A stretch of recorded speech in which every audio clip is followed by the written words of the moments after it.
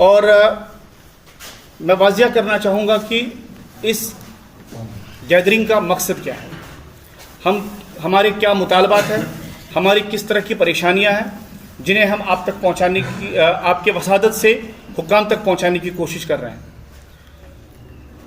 सबसे पहले जो इंतहाई आला दर्जे का मसला हमें दरपेश है वो ये है कि हमारे जितने भी यहाँ पे मार्केट्स हैं, चाहे गोनीखन की बात करें, चाहे महाराजी बाजार की बात करें, चाहे सरायबला की बात करें, या जितने भी यहाँ पे मार्केट्स हैं, हरि सिंह एस्टेट की बात करें, स्ट्रीट वेंडर्स की ऑक्यूपेशन की वजह से एक तबाहशुदा सूरत हाल पैदा हो चुकी है।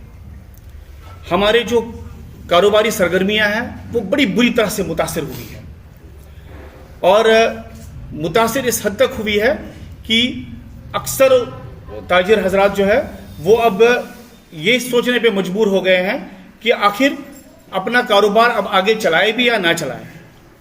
इस हद तक मुश्किलात दरपेश आ रही है हमें।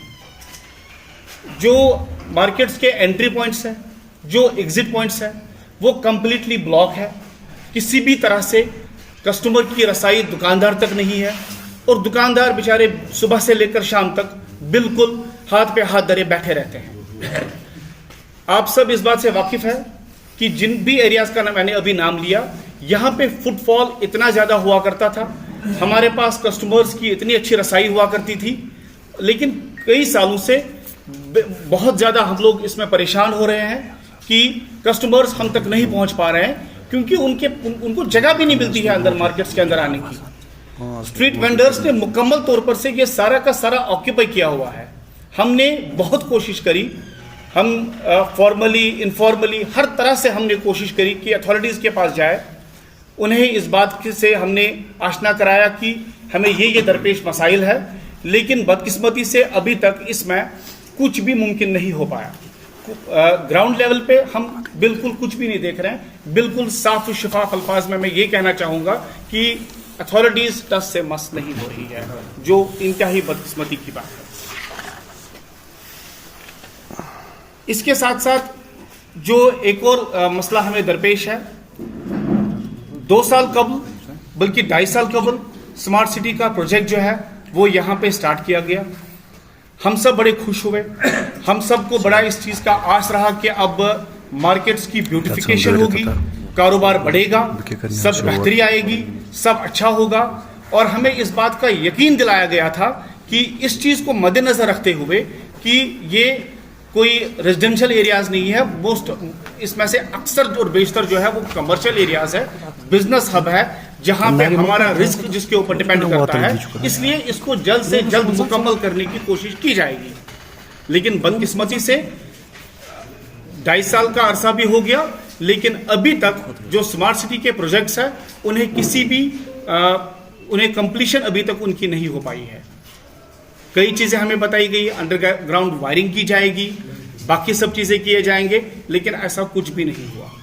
इनफैक्ट मैं ये जरूरी यहां समझता हूं कि जो स्मार्ट सिटी के जो इंचार्ज है, जो हमारे सीईओ साहब है, उसके मैं उन्हें गुजारिश करता हूं कि वो मौके पे आए, विजिट्स करें और इन पूरे एरियाज को देखें कि काम कितना हुआ है और किस तर्ज का हुआ है।